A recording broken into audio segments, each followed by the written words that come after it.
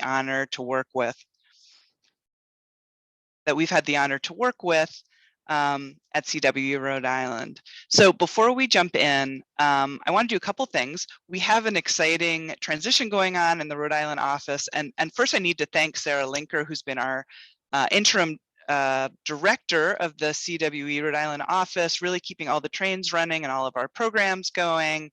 And now it's my absolute pleasure to do a very quick welcome to Cecilia Ceci Perotto, who just started with us on Monday as our new Rhode Island CWE director. She comes to us, hi Ceci, she comes to us with a background as an entrepreneur, a skilled marketer, and a powerhouse connector. So if you just want to say a quick hello. Hello, very glad to meet all of you. Congratulations to the Rising Stars. You're gonna get a chance to get to know Ceci much better over the coming months and years. So thank you, Ceci, for being here. And actually don't drop off just yet, because I'm excited also to introduce Lindsay Ramirez, who's our program manager for Rhode Island. And like Ceci, Lindsay's fully bilingual in English and Spanish and is an entrepreneur. And she's traveled around the world, which I can't wait to learn more about, and has a background in coding. So if we just want to get a quick welcome from Lindsay. Good morning. I'm so happy to be here and learn about everyone and just be part of this amazing organization. So powerhouse team, this is just the teaser. You're going to have to get to know them later. And now it is my great pleasure to introduce a wonderful colleague of mine and a woman who has done so much to not just put CWE on the map, but really help us to much better communicate who we are, what we do, and bring in more resources for us to help more women entrepreneurs. Kimberly Zuzwa, our VP of Strategic Partnerships. Hello, everyone, and thank you. I'm so happy to be here and excited about today's discussion. As you've heard, I am the Vice President of Strategic Partnerships, and I personally welcome all of you to today's Powering the Economy discussion, where we have 5 of our own CWE Rising Stars participating in today's event. They are our Rising Stars because out of 25 nominated, it was these 5 awesome entrepreneurs businesses who highly demonstrated impact on their communities. We also saw a direct line of their use of CWE services to their business impact, and most of all, they represent and reflect the communities CWE desires to serve. So that being said, I'd like you to meet our participants. So we're going to have fun today. So all of our amazing ladies will introduce themselves in 1 minute via an elevator pitch. And so I'm going to ask that Enith, will you start us off? Sure. Good morning, everyone. It's great to be here. My name is Enith Morillo, and I'm the founder and president of Cadre Global. We're a Rhode Island-based, women-owned and minority-owned certified quality and compliance consulting firm that specializes in working with early-stage pharmaceutical companies aiming to get into clinical studies for the first time. Awesome. Thank you. Candida? Well, good morning, everyone. It's great to be here. So my name is Candida Castillo. I'm a dentist in North Providence. I own the Aesthetic Dental Studio of Rhode Island. We practice holistic dentistry, and I've been in this location for about 12 years. And I'm excited to be involved in this panelist with the great talented women. So I'm looking forward to have fun today. Thank you and welcome. Lexus?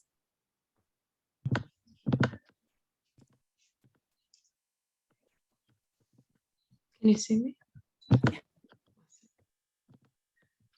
Hi, everyone. My name is Lexus Fernandez. I am the owner of Solita. Dedicated to self-care and environmental responsibility, Solita is a lifestyle brand with a clear vision to live and inspire others to live in balance with nature for self-healing. We make organic skincare formulations and body care with botanical ingredients.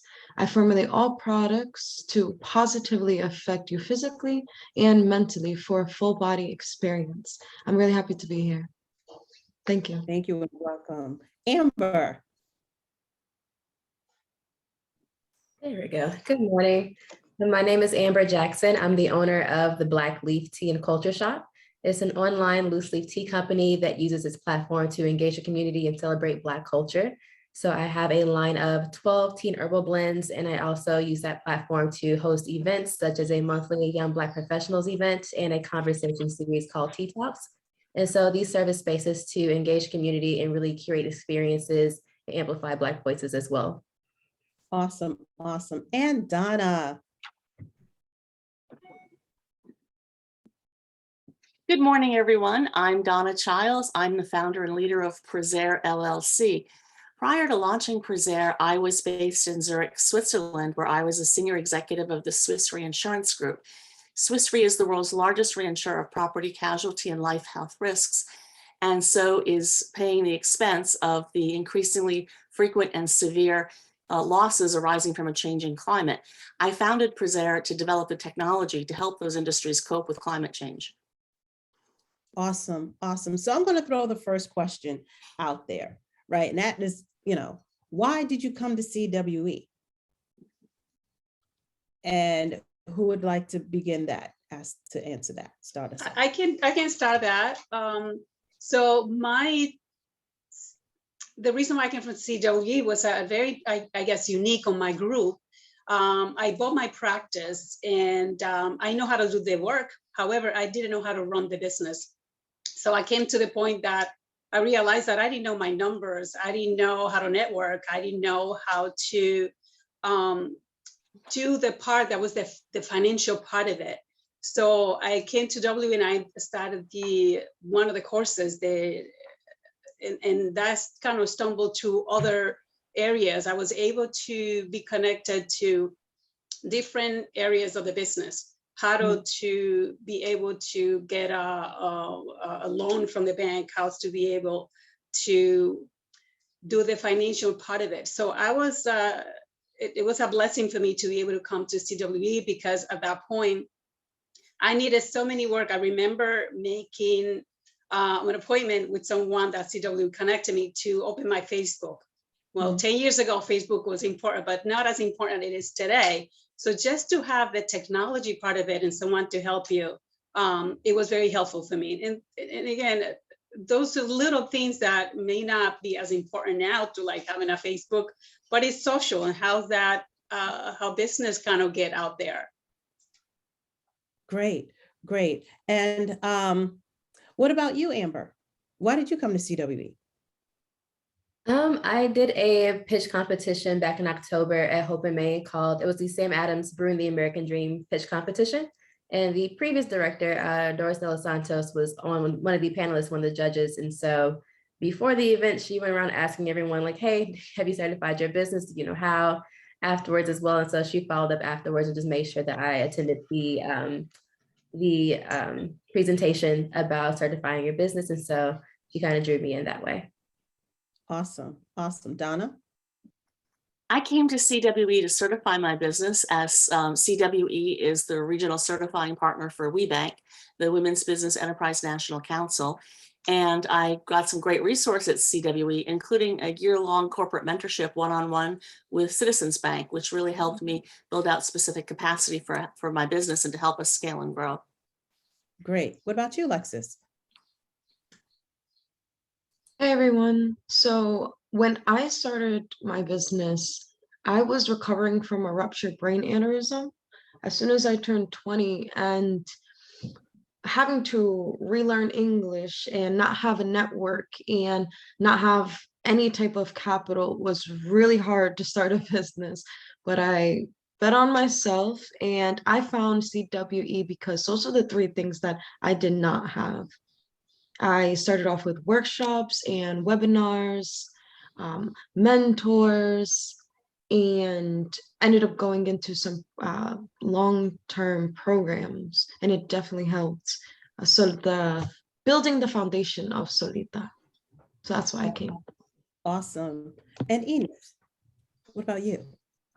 So for me, I actually came to CWE after experiencing a large career gap. I graduated from college and had about 9 years before I began my career. I was looking for just building a foundation and how to get back in, into the workforce actually for the first time. And so I approached CWE and the resources to learn about financials. I think I built a very strong foundation from the programs that CWE offered. And then more recently, a few years ago, when I started my business, I learned about the women-owned, minority-owned certification process through CWE and was able to get the company certified. Wow.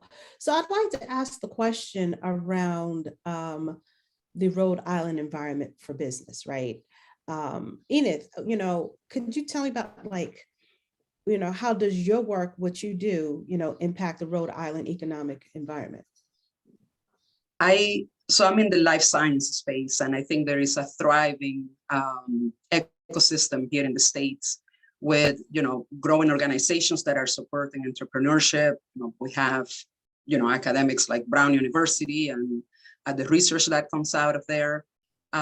We are, in the pharmaceutical business and pharmaceutical biotech, and really focus on early stage companies, virtual companies, emerging really startups.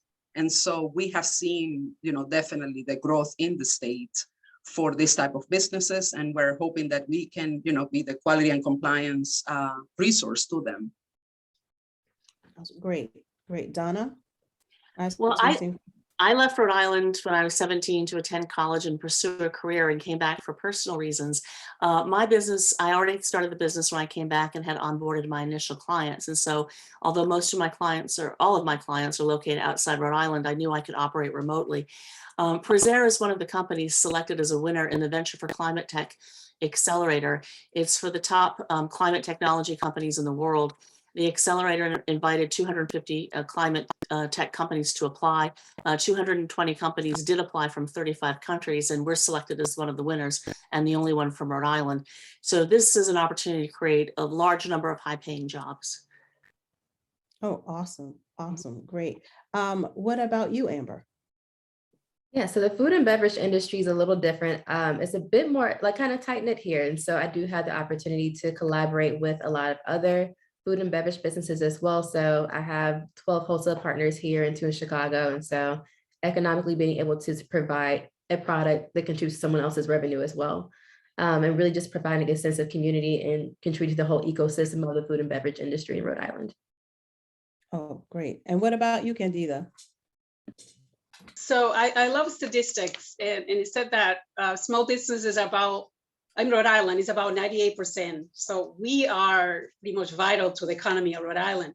I'm in the industry of healthcare, and we compose about 53% of the force of employing Rhode Islanders. And usually when I look at my business, I'm like, just a small kind of, it's only 12 of us, but then I usually look at the picture and it's like, well, it's 12 of us, but there's like 12 different families. There are about, 22 100 employees that I see here.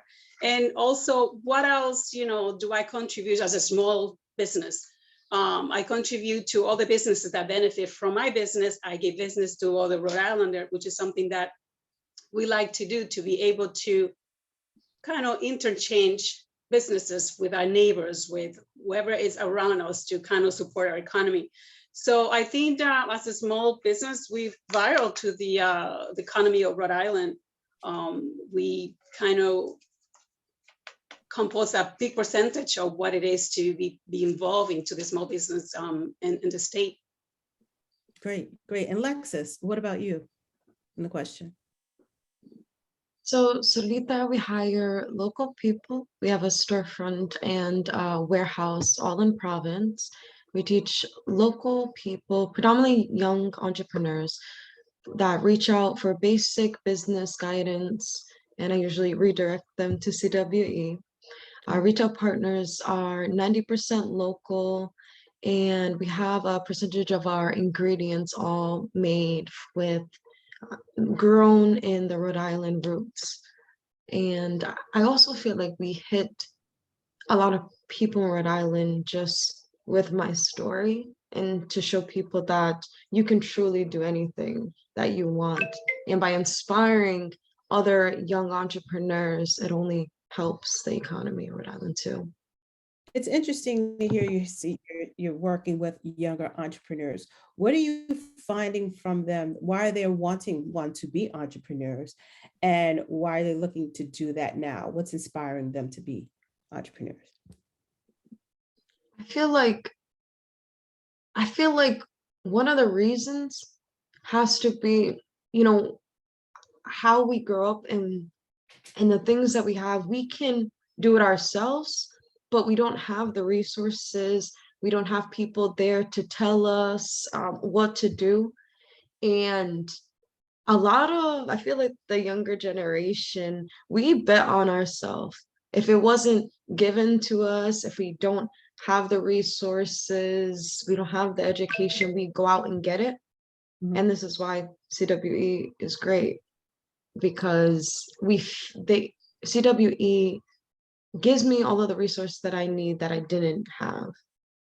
And so I would say that would one reasons why we get inspired to actually have our own businesses. Awesome, awesome. So Solita, tell me, what does that mean? It rolls nicely off the tongue.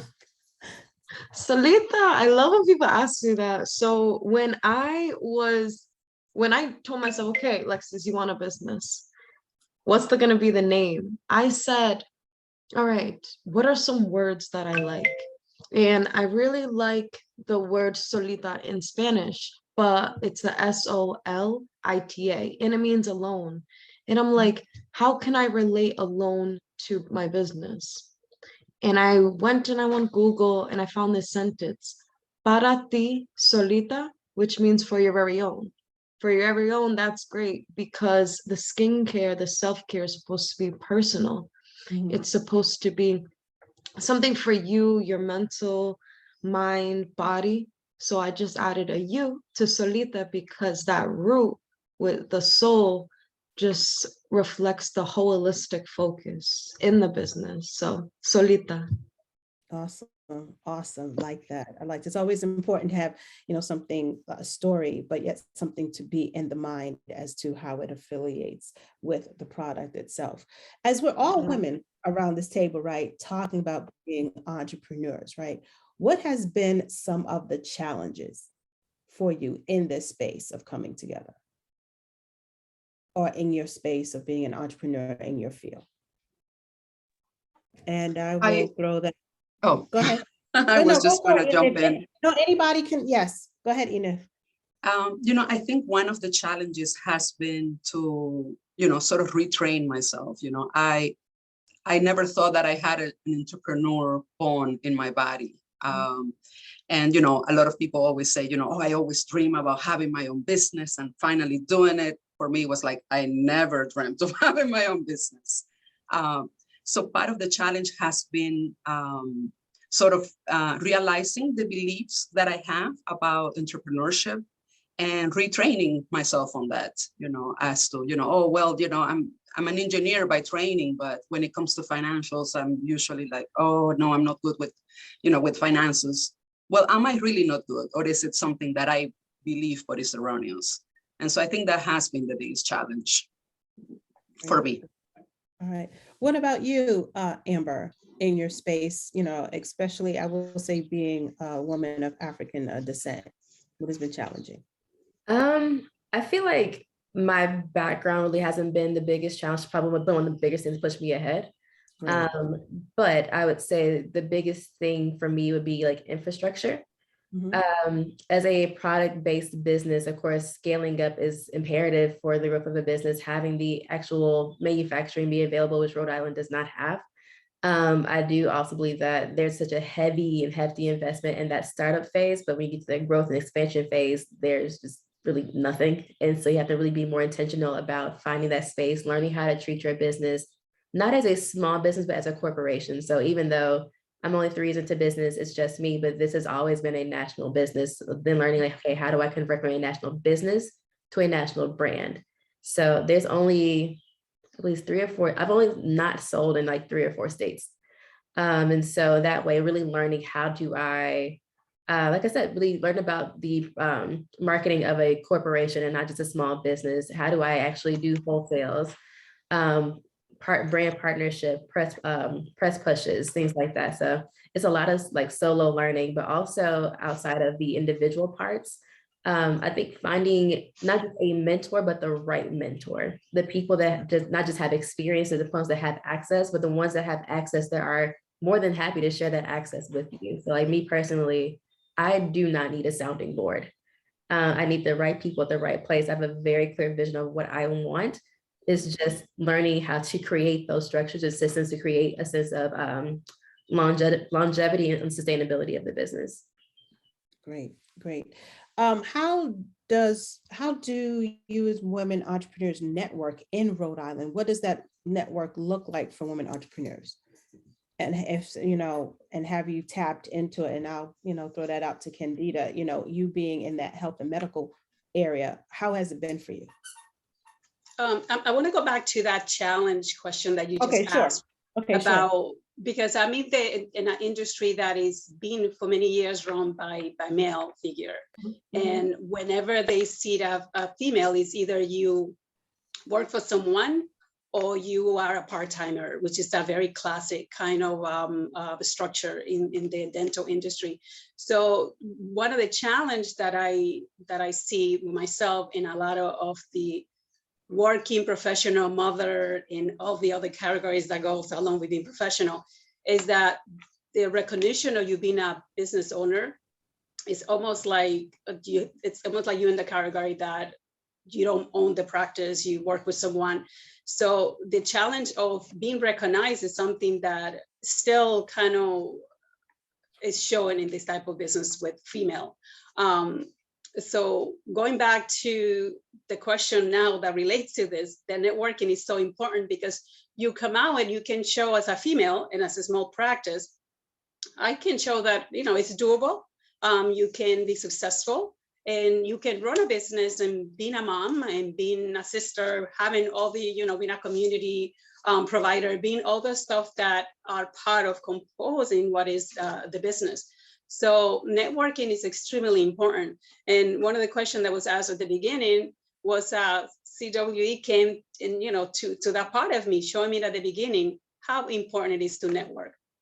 And this is not only networking, at least for myself, to bring another patient to the practice, but to network with other businesses so I can get business for them and also, kind of work with the business. So networking is extremely important, and at least for me, it has been. That's great to hear. Anybody else wanted to chime in on the challenge question as well as the network? Question? Donna, I wanted to ask you, you're in the energy field, if I heard correctly, right? How has it been being a woman in that space and taking advantage of how that industry is really taking off right now? And where are the opportunities? Outside Rhode Island, gender hasn't really made a difference. Obviously, we've won a number of global competitions. Within Rhode Island, it is a barrier. Rhode Island is passing a whole suite of legislative bills that will actually kill clean energy jobs. And when I've reached out to my state representatives to try to discuss, here's my background, here's my expertise, they didn't even want to hear it. And that's a real problem. And then I look at who's providing direction and input to this, and these are people without that kind of background and understanding. So that's a challenge, and it will be a challenge in Rhode Island until that changes, or until we have different choices for our elected officials.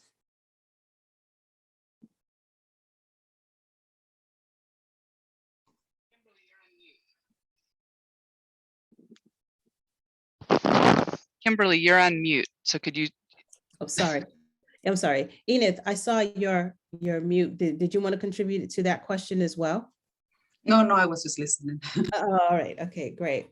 I noticed in I had an opportunity to attend school in Rhode Island, in Providence, and it was a very special place at that time, and didn't see many women entrepreneurs. How do you go about encouraging women who may be in a space to want to start their businesses or to go into their own business? What would you say to them in doing so?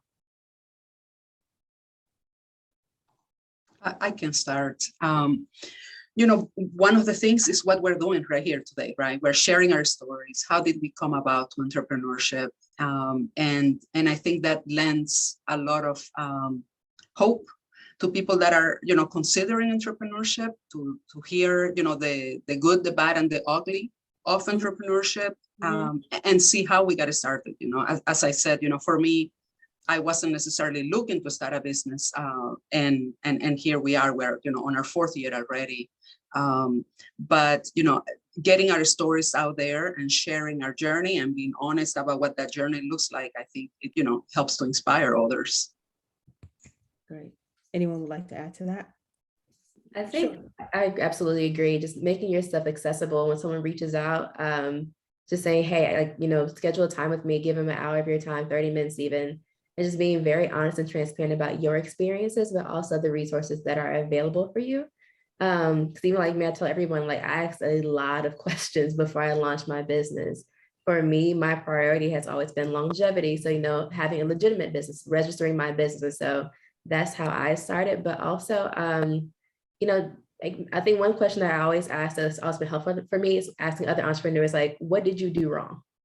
So you don't have recreate the wheel. There's nothing new under the sun. So if there's anything that you can avoid by learning from other people's experiences is also imperative. So being willing to learn, I think also it's great to have a grand idea of your business, but you also have to be willing to pivot. When you start out one way, it's very rare that you start this one idea and it comes to fruition exactly how you planned it. And so I think not taking things personally. It is business. You are at the mercy of consumers, which is never fun, but that's the role we're diving into. And so I think doing research outside of, I think also have an idea of what you want to be. For me, I've always been an e-commerce business because I didn't want to limit myself. And so I want to be done. I can sell across the country. I can sell internationally if I want to because of the type of product that I have. So being considerate, what is it that you actually want to do? Do you want to be a local business? Do you want to be a national business? Is your goal to be an international business? And so having an idea of just not even just a full, clear understanding, but just at least a sense of an idea of how big you want to be. And of course, again, that will change as you go along. But I think having that idea and doing the research from there, talking to people, as I said, not just having a soundboard, because it's one thing, your cousins could be a soundboard, but having professionals in this space that can actually guide you and put you in the right rooms with people is imperative also. Like I said, the resources that are available. So Venture Cafe has every Thursday, the mixers and the fireside chats. And so if you're looking to be a business, it's important to also learn the language of a business, understanding people what a angel investor is compared to a VC, saying that fundraising is not GoFundMe. Fundraising is your investor compared to crowdfunding, which is more family, friends, and general people and as well. So understanding the different parts of having a business, a corporation outside of just a small business, if that's what you choose to have. Great. Lexus, I saw your hand go up in answering that question. I'm sorry, that was me. Go ahead. Awesome. I always try to tell people that, you truly only have this one lifetime. And I feel like everyone goes through life and there's always an older generation that says, oh, I wish I did this. I wish I ended up doing this. And instead of saying, what if, it's more like, just do it. It's okay to regret it because it's way better than saying what if. And if I see that people has a hobby that they really truly love and they don't love their job, it's you can truly turn that hobby into a lifestyle. And you just have to start and planning. And a lot of people feel like, I don't know if I could really do it. Well, to have growth, it's when you do things that you are not qualified for. But the more that you do it, it'll come to you. So I just tell people to just do it. You truly have one life.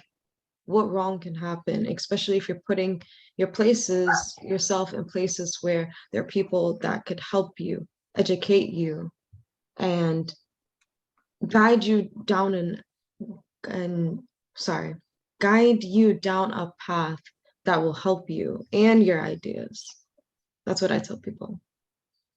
I like that. Candida, you wanted to say something. Go for it. Very inspirational, that Lexus. That's true. You need to have that belief in you. So one of the things that have worked for us in my practice is that we start early. We start with high school students, and we bring, if the school expressed interest that they have someone that want to be involved in the dentistry, then we invite the student to come and shadow us for a week or two. I even have some international students that have come and shadow for a few months, and from there they pursue to go into dentistry. And that has been very rewarding, because they come back and they say, hey, this is how we started, thank you for showing me the part of the business that is not usually shown in school. I think that, there's a lot of that changing in the past few years, but to be able to understand what goes, what is our overhead? It's you graduate and you don't know what it is. You don't know what it costs you to run a business. So for us, it has been very rewarding to be able to share that part of the business part of running the practice. That's great. So, I know there must be people out there wondering, how did you survive through COVID? How did you position yourself? What was your mindset? What had to change? And I'm going to ask each of you to answer that question. And I will start with you, Enith, on that. So we were really fortunate, even though we opened in 2019. Our business is primarily virtual. And so it didn't really impact us negatively. We were able, I would say, if anything else, it got busier because, there was, a lot of research being done for COVID vaccine. And, we were able to support one of our clients in that endeavor. Because of the virtual nature of our work, I would say the only impact was auditing, and because travel was restricted, and we turned into doing audits virtually. But other than that, we were fortunate not to be negatively impacted. Okay, what about you, Amber? Yeah, so mine actually skyrocketed in the pandemic. So I launched my business April 11th of 2019.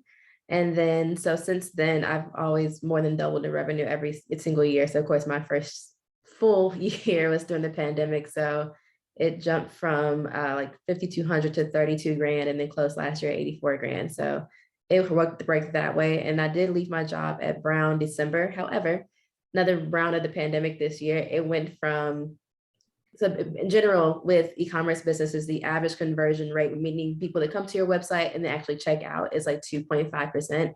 I have always been around like 4.4. We got to January of this year and it just dropped to 2.2 out of nowhere. It didn't even stagger. And so even with that, just understanding with this round of the pandemic now, people just are not buying like they used to. And so it's not understanding, it's not just me. A lot of people are having this issue. A friend of mine's exec at PepsiCo. He's like, we have an entire strategy team. They cannot figure out why people are not buying. Differences, they are a Power 25 country, a company with a multi-billion-dollar company, and it's just me. So in general, like I've had great success in the pandemic, and this is just a situation where we are right now, is trying to figure things out. But in general, the first 2 years of the pandemic, it was great. Okay, Donna. Well, in a perverse irony, I actually have pandemic experience from my background in reinsurance. I worked through two of them, Ebola in sub-Saharan Africa and SARS in Southeast Asia. And we had a different experience. Preserre has multi-year contracts with clients like the United Nations Office for Disaster Risk Reduction, the Asian Development Bank, and the World Bank's Global Facility for Disaster Reduction and Recovery. And in the years leading up to the pandemic, we've delivered climate and disaster resilience projects in Sri Lanka, in Pakistan, in Turkey, and so forth. And the pandemic imposed COVID-related travel restrictions. So those contracts, their multi-year contracts, were paused. So we did suffer significant loss of income, but I used the time to focus on research and development for new products, as well as capacity building to put in a stronger foundation to accelerate the growth that I expect coming out of the pandemic. Candida? So we were closed for about 2 months when the pandemic started. And it was a good time to do research and kind of get things that we needed it. I was fortunate enough that a lot of the things that was required to reopen, we already had it in place, which was a blessing for us. But as the rest of the panelists, which is a great news, like my business also grew. I was able to hire 2 full-time employees, and the revenue since have increased. And the question is like, how some businesses have completely vanished and other have flourished in a crisis like this. And I think the impact at least in my side, as of what those health have impacted individually, the community has created an increase in people looking for health services, especially those people that didn't feel comfortable to kind of go out at the first, and now that they feel more comfortable, they out. So it has increased revenue for me. The other thing too is that there were a lot of offices that closed doors because of retiring, I guess, time closer to retiring. They didn't want to deal with all the changes that the healthcare demanded. So for me, fortunately, the business have increased in revenue and also in number of employees as well. Okay, great. What about you, Lexus? So I was definitely hit, but I also gained. So I ended up losing a whole revenue channel when it came to marketplaces, events, and the supply chain for some of my product bottles got super expensive, and then also got to a point where we couldn't find it at all. So there were some products that we took off the catalog, but I would say it definitely benefited our business, because as soon as like June came around, May, they just kept copy and pasting our name as Black businesses, as a Black business. And we were in like maybe like 20 different articles. We had no idea. Like nobody hit us up and told us like, hey, we're gonna feature you. But because of that type of just putting our name in an article, we made all of our numbers for that whole quarter. And that helped us a lot, and it gave us a boost for the support and creating our community. I know that a lot of different businesses either vanished or they was really going through it. So I feel like the things that we were dealing with don't even compare. So these are small things that we recovered from, but it actually helped us. And we were online already. So we were kind of ready for it in a way. Well, this is awesome. I can continue to go on and on with questions. However, I'm going to open it up to the audience, and on your screen, you should see a Q&A. If you could put your questions there, that would be great. And feel free to start putting them in there now. And until I start to see some, I will go and ask the question. So what I am seeing around, even in my network and even in my family, they're all focused on supporting women businesses or minority owned businesses, right? So what is the best way for our audience, you know, to support you in your endeavors and in your businesses? I guess I could go first. There's of course that's the monetary and of course like the non-monetary areas. And non-monetary wise, it's okay if you have a favorite cafe that you go to every day for coffee or tea or whatever, or you listen to a podcast and they're just recommending people. Word of mouth is very, very strong and very important in those areas. So like, you know, simply saying, hey, talk to the store manager and say, hey, I think you'd be great to hold this product, or this service may be great for your business, or maybe your branding aligns in a certain way. Also, you know, podcasts, recommending these as business of the week. So just saying to people that have a certain platform, just knowledge of a product or service is always helpful, because of course, people can't support or buy from things they don't know exist. And of course, the monetary side, buy something. Even if you don't personally use that product, even tea, everyone does drink tea. You know someone that drinks tea. When I'm drinking right now, it's not a tea leaf, it's a coffee alternative. It looks like coffee, it is not. And so there's a lot of products that may fit either your lifestyle or someone else's. And so going over and beyond, you know, just the like button, because honestly, it's aesthetically helpful, but it really does not help a lot of business. Simply liking a picture, being able to comment, share a post is also very important. If you know someone that knows someone that could be helpful, that's also great. I think I said before we had our pre-meeting, like it is beyond annoying being told countless times continuously over and over again, oh, I love your business, I love seeing you, I love your products, but it doesn't go further than you telling me in my face that you like me and my product. I don't have an ego that needs to be stroked. It literally does nothing for me, but thank you. So I mean, other than like, also understand it's a business. For us to be a business, you have to make revenue. You have to have that brand awareness is incredibly important.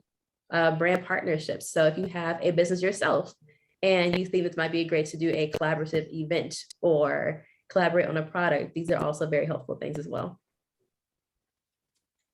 Anyone else want to contribute to that question? I'll chime in.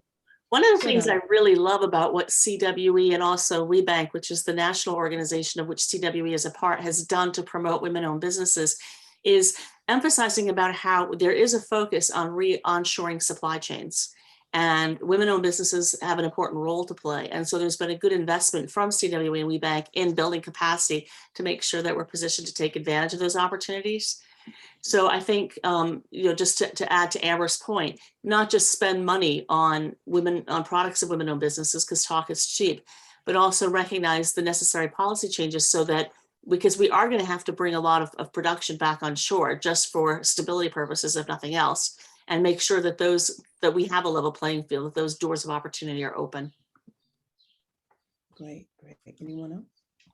I would like to add that I agree as well. Having a presence online and liking sometimes doesn't bring more revenue, but also I like to take that as a way to marketing and also branding. You know, for help each other. I would think that one of the things is like to get to know each other's business and help each other, collaborating. If you have an event and we can collaborate into working with each other, why not? So I think the part of getting to know each other's business and see how we can network with each other has a big importance with supporting each other. All right, we do have some questions from, oh, did you want to say something, Lexus? Oh, no. All right, we do have some questions from the audience, and this person is asking, how have each of you handled local competition?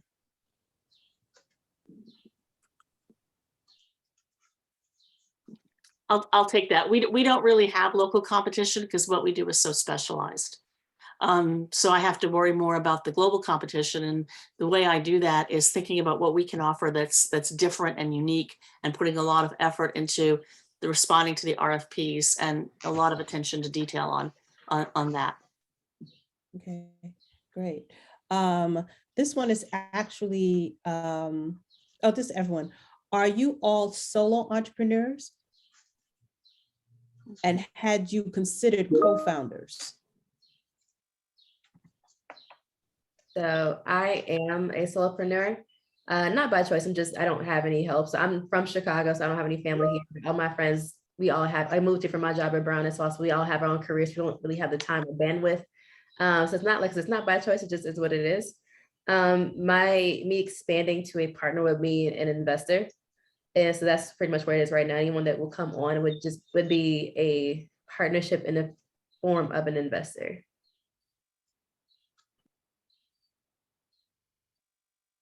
Go ahead, Lexus. I have a co-founder and it's amazing. Especially because when I started this, my brain was still healing.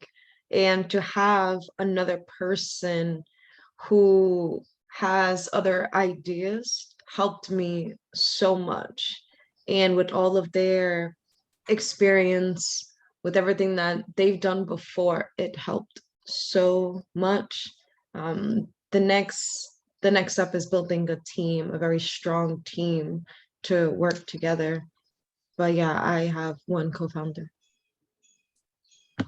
Anyone else want to take the question on competitors, local competitors? I know you addressed it, Donna. Anyone else? You go, Lex. Go ahead. Yeah. Okay. No. In general, no one else is doing what I'm doing. And secondly, a lot of people here are perfectly fine being local. That is not me. As I said, like, I'm not even from here. So it's just like, I don't want to. So even just the way I structure my business from top down from the very start, like this is going to be an e-commerce business because I do not want to limit myself. And also, no, Candida said also, stats, numbers wise, this is the smallest state in the country. So if I'm trying to optimize my business and my platform, this, as far as geographically in the country, this would be the smallest one. So why would I be focused on this when I have a product product-based wise, the blends that I have are unique. The product formulations are different from other people's, even on a national basis. The blends that I have, the type of formulations I have are different. So locally, it's not a competition. Even just the simple fact that a lot of people here they don't want to be a national brand. They aren't considering that either. So even in the sense of like, once again, doing more networking and things like that, learning that there are a lot of investors starting to come to Rhode Island, and it is kind of starting to shoot them in the foot just because they're looking for those national brands, because why am I investing $1 million just to be in this one space? And so a lot of them are getting frustrated because they're having a hard time finding businesses like mine that want to be a national or international brand.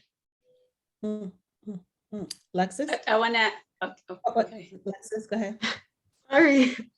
Oh, go ahead. I agree with Amber. So we don't really see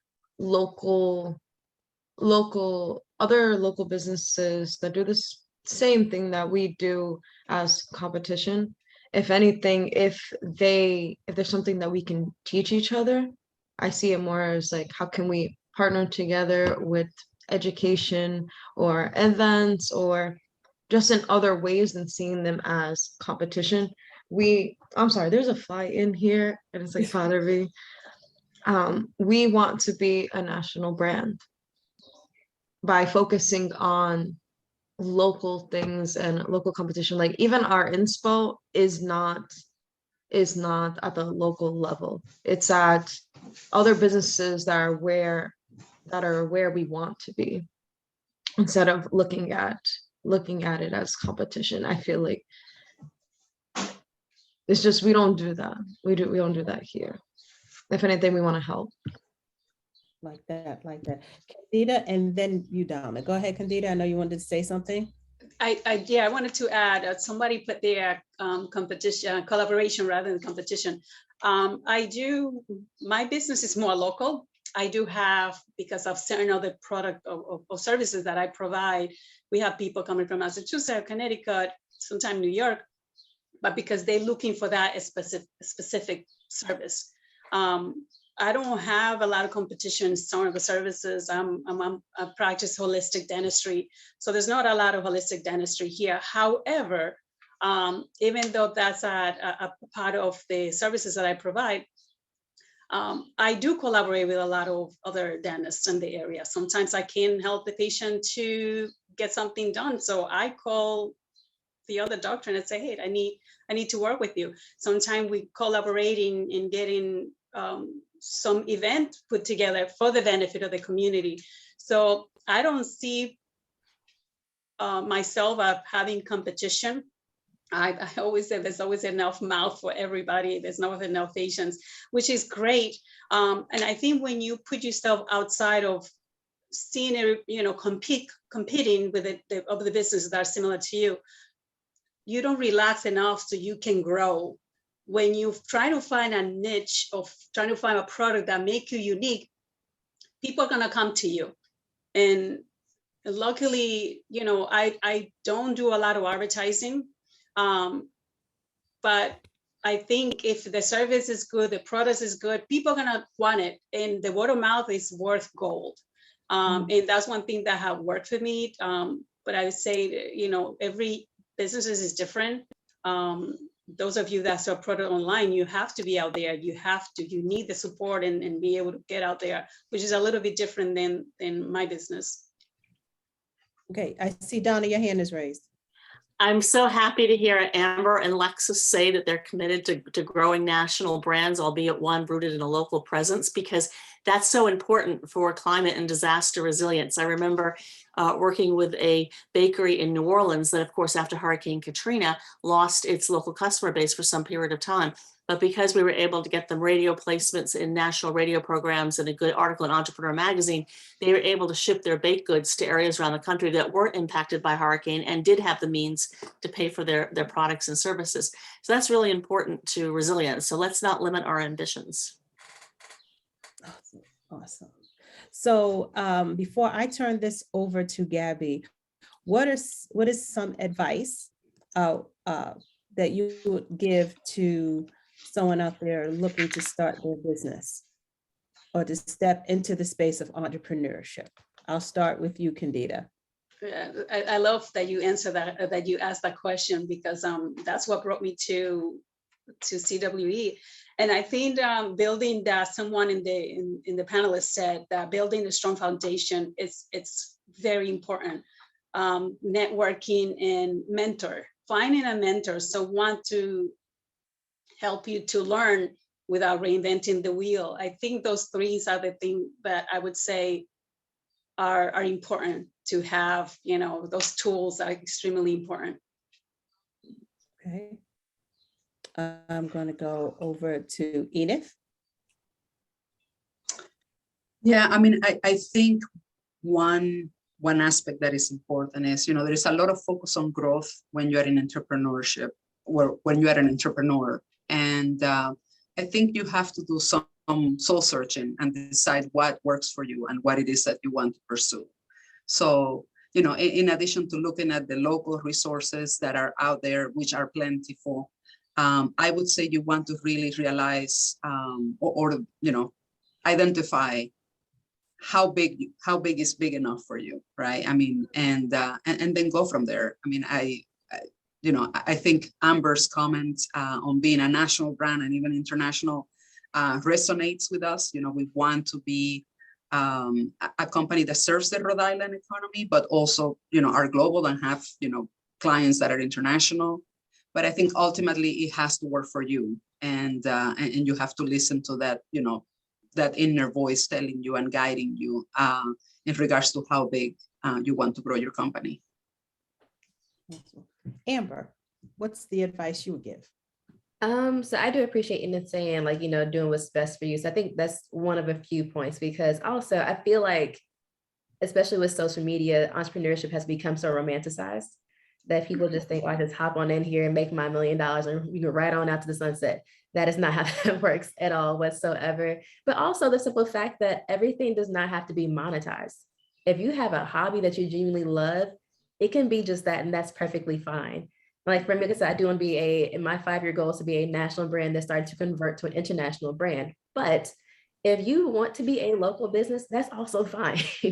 You don't have to kind of stand up to the standard of what you believe you are supposed to be as a business or as an entrepreneur. So I think it is imperative, like I said, to figure out what it is that you truly want. If it does grow to something, you become comfortable with the idea of going bigger, then that's fine as well. But you don't have to live up to whatever societal idea of an entrepreneur or having a business is supposed to be.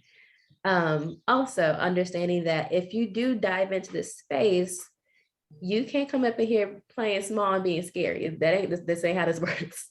Audacity gets you a very long way. Transparency gets you a very long way. And I think that's one thing that works for me and my brand is because, you know, when I started my business, I was, like I said, I moved from my job at Brown. I managed 38 collegiate athletic teams by myself.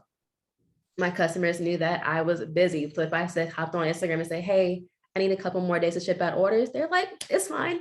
So even like being able to connect with your audience, connecting with your customers, any potential customers, that is also, outside of having a great product, a lot of people have great products, but I think having that consumer engagement oftentimes becomes more important than the product itself, because how many times you go to a cafe, food may not be that great, but the service is phenomenal. And you go back there because you love simply being in that space. So I think curating a sense of belonging and loyalty and community within your consumer bases and potential audience as well is very important. So I think, yes, knowing where you want to start at, your ultimate goal, and not living up to some kind of romanticized societal idea of what entrepreneurship is supposed to be.